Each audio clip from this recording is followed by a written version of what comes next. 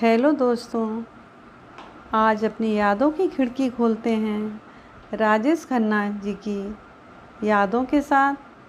18 जुलाई 2012 जब राजेश खन्ना ने अपने आशीर्वाद बंगले में आखिरी सांस ली और पूरी दुनिया को अलविदा कह गए, उस समय उनके पास उनकी पत्नी, बेटियां और दामाद अक्षय कुमार और कुछ दोस्त भी शामिल थे।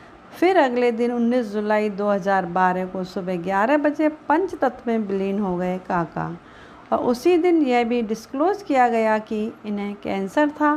राजेश खन्ना की अंतिम यात्रा में पूरी दुनिया उमड़ पड़ी।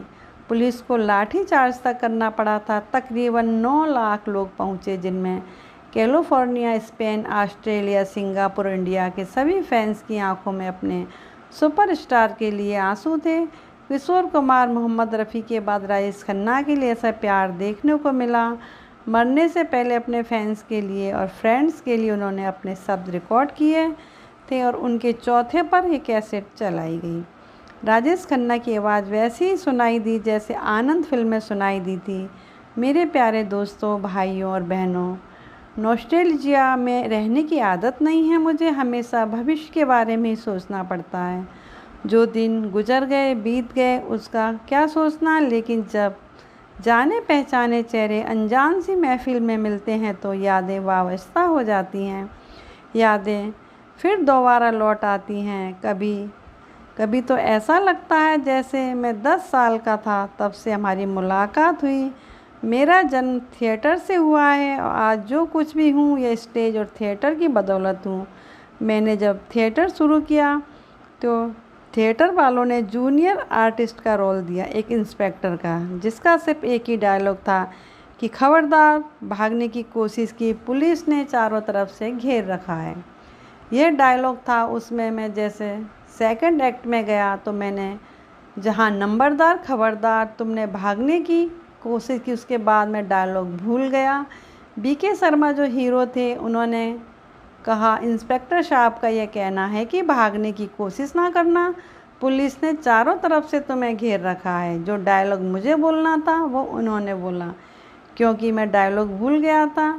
उसके बाद मुझे बहुत डांट पड़ी और मैं बहुत रोया भी। मैंने कहा कि भाई राजेश खन्ना, तुम एक्टर बनना चाहते हो, एक लाइन तो तुमसे बोली नहीं जाती, शर्म की बात है। और अपने आप को कोसा और कहा, मैं कभी एक्टर नहीं बन सकता। लेकिन फिर भी भगवान की मुस्कान समझ लीजिए, जिद समझ लीजिए, या जो मैंने कुछ कहा था, मेरी कसम। और मैं करके बताऊंगा। फिल्मों में आ तो गया, लेकिन आने के बाद कामयाबी की सीढ़ी चढ़ने का मौका का सेहरा तो आपके सर ही है। ये आप हैं जिन्होंने मुझे एक्टर से स्टार बनाया, स्टार से सुपरस्टार बनाया। किन अल्फाजों में मैं आपका शुक्रिया अदा करूं, मुझे समझ नहीं। प्यार आप मुझे भेजते रहे और प्यार मुझे मिलता रहा, पर कभी मैं उस प्यार को लौटा ना सका। लेकिन मैं आपका शुक्रिया अदा करना चाहूँगा। वो मेरे दिल की सच्चाई होगी, मेरी ईमानदारी होगी, मेरा ज़मीर होगा। आज मेरा दिल हल्का हुआ आपसे गुफ्तगू करके। आपको मैंने शुक्रिया अदा किया। मुझे खुद को अच्छा लग रहा है कि चलिए इस बहाने आपसे मुलाकात हुई। किसे अपना कहें, कोई इस काबिल नहीं मिलता। यहाँ तो पत्थर बहुत मिलते हैं लेकिन दिल नहीं मिलता। तो दोस्तों, आपका एक हिस्सेदार मैं भी हूँ। जैसे मैंने पहले कहा, आपने अपना कीमती वक्त निकाला। आपका ये प्यार था कि आप यहाँ मौजूद हैं और इतनी भारी संख्या में। तो मैं यही कहूँगा कि बहुत बहुत शुक्रिया, थैंक यू। और मेरा बहुत बहुत सलाम। उस दिन अमिताभ बच्चन ने कहा, राजेश खन्ना के अंतिम वर्ड थे, टाइम इज़ अब बैक अप। 25 जुलाई 2012 को ऋषिकेश में डिम्पल कपाड़िया, रिद्धि खन्ना ने राजेश खन्ना की अस्थियों को गंगा जी में विसर्जित कर दिया और राजेश खन्ना चले गए।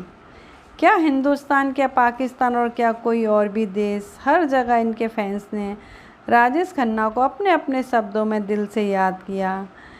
अमिताभ ने कहा, सुपरस्टार शब्द सिर्फ राजेश खन्ना के लिए ही बना था और वह उनके साथ ही चला गया। राजेश खन्ना कहते हैं कि स्टार होते हैं, उन्हें नंबर 1, नंबर 2 या नंबर 3 नहीं कहना चाहिए। नंबर तो रेस में दौड़ने वाले घोड़ों के होते हैं। राजेश खन्ना का सपना था डायरेक्टर बनने का और एक सपना था कि अपने बंगले को, आशीर्वाद बंगले को म्यूजियम में तब्दील करने का।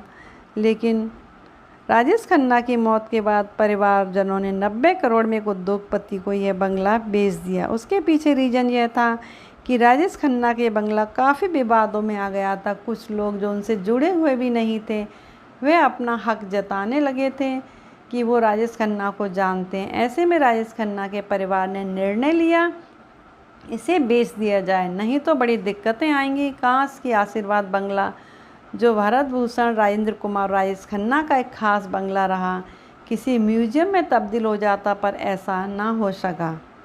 3 मई 2013 को इंडिया पोस्ट ने इनका डाक टिकट जारी किया था। राजेश खन्ना की पहली डेथ एनिवर्सरी पर इनकी याद में कांसे का स्टैचू बैंड स्टैंड पर जनता को समर्पित किया गया। गिरगांव में एक चौक का नाम सुपरस्टार राजेश खन्ना चौक रख दिया गया और लाजपत नगर नई दिल्ली में इनकी याद में एक पार्क का नाम सुपरस्टार राजेश खन्ना पार्क रख दिया गया।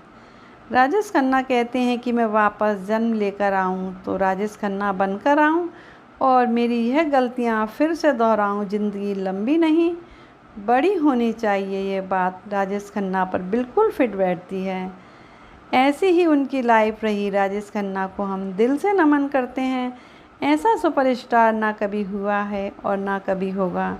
आखिर में यही कहेंगी कि आनंद कभी मरते नहीं हैं। धन्यवाद।